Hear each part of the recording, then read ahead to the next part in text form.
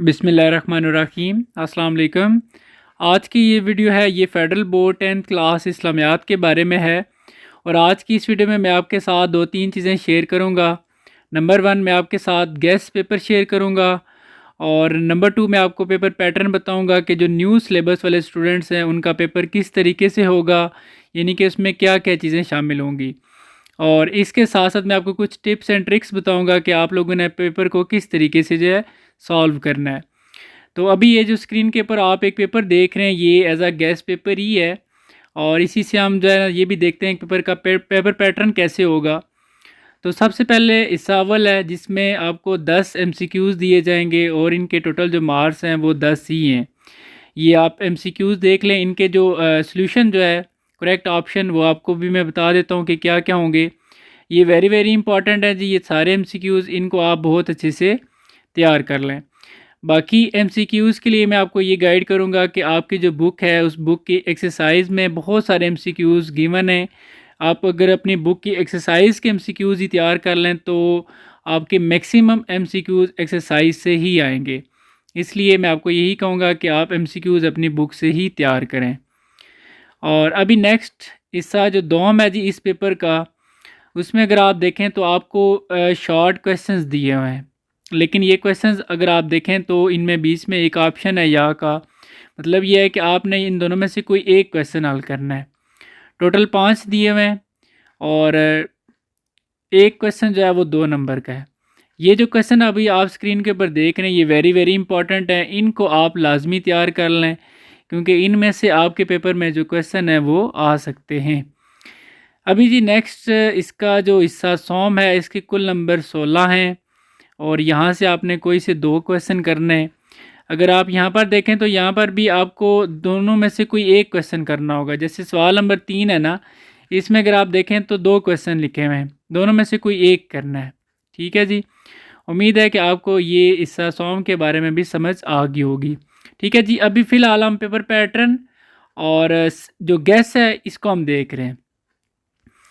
उसके बाद नेक्स्ट हिस्सा चहारा में ये जो स्टूडेंट्स जिनका न्यू सिलेबस है ये उनके लिए पेपर पैटर्न है। बाकी जो ओल्ड वाले हैं वो आप पुराने पेपर पैटर्न को ही फॉलो करेंगे। अब हिस्सा चहारा में अगर आप देखें तो यहाँ पर सवाल नंबर 5 है जिसमें कुछ आयात दी हुई हैं और इनका तर्जमा भी दिया हुआ है और आगे क्वेश्चंस दिए हुए हैं।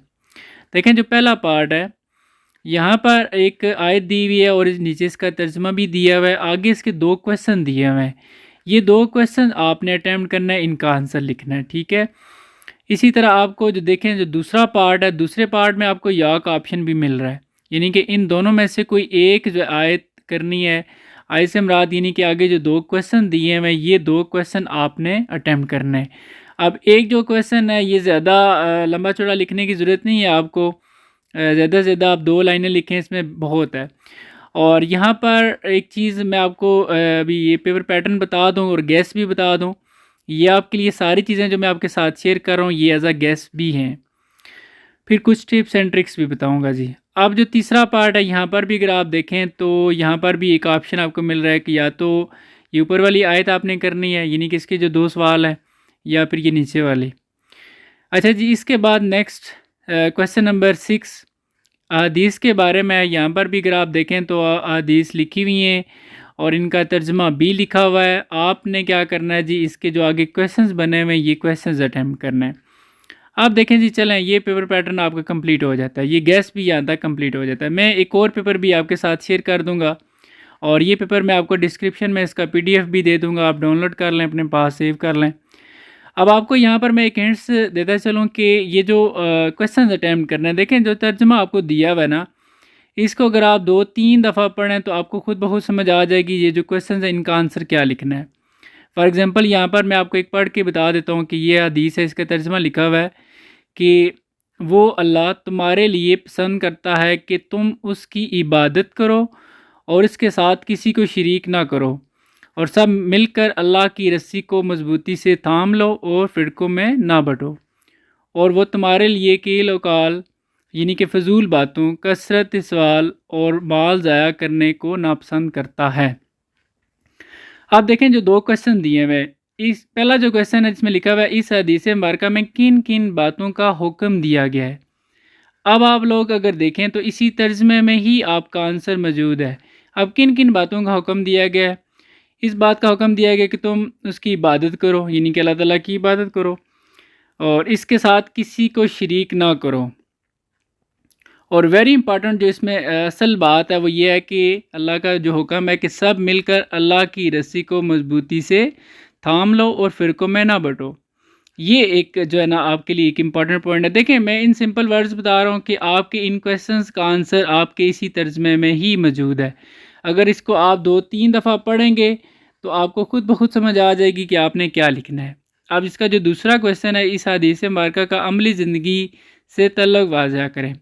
अब अमली ज़िंदगी यानी कि आप इसमें से इस आयत को अगर पढ़ें, इस हदीस को अगर आप पढ़ें इस तर्जमे से, तो आपको क्या समझ आती है, फिर आप अमली ज़िंदगी में से क्या कुछ कर सकते हैं। देखें, एक पॉइंट ये है कि आप अल्लाह की रस्सी को मजबूती से थाम लो। ये एक अमली ज़िंदगी में अमल यह है कि फ़िरक़ों में ना बढ़ो, यानी कि आप लोगों ने फ़िरका वरीयत को जो है ना इसमें नहीं जाना, इससे आप लोगों ने बचना है। और अल्लाह की रस्सी को मजबूती से थाम लो। अल्लाह की रस्सी से मुराद उसकी जो कुरान और सुन्नत पर आपने अमल करना है। ठीक है जी। तो इस तरीके से आपके पास ये एक ऑप्शन है कि आप तर्जमे को बहुत अच्छे तरीके से पढ़ें और आपको खुद ब खुद पता चल जाएगा कि इन क्वेश्चंस का आंसर आपने क्या लिखना है जी। ठीक है, उम्मीद है कि आपको समझ आ गया होगा। बाकी मैं आपको एक और पेपर भी आपके साथ शेयर कर दूंगा, उसको भी आप अच्छे से तैयार कर लें। उम्मीद है कि इधर से भी आपके क्वेश्चन जो है वो आ जाएंगे और आपके मार्क्स जो है वो अच्छे आ जाएंगे। बाकी जी अपना बहुत सारा ख्याल रखिएगा। अल्लाह हाफ़िज़।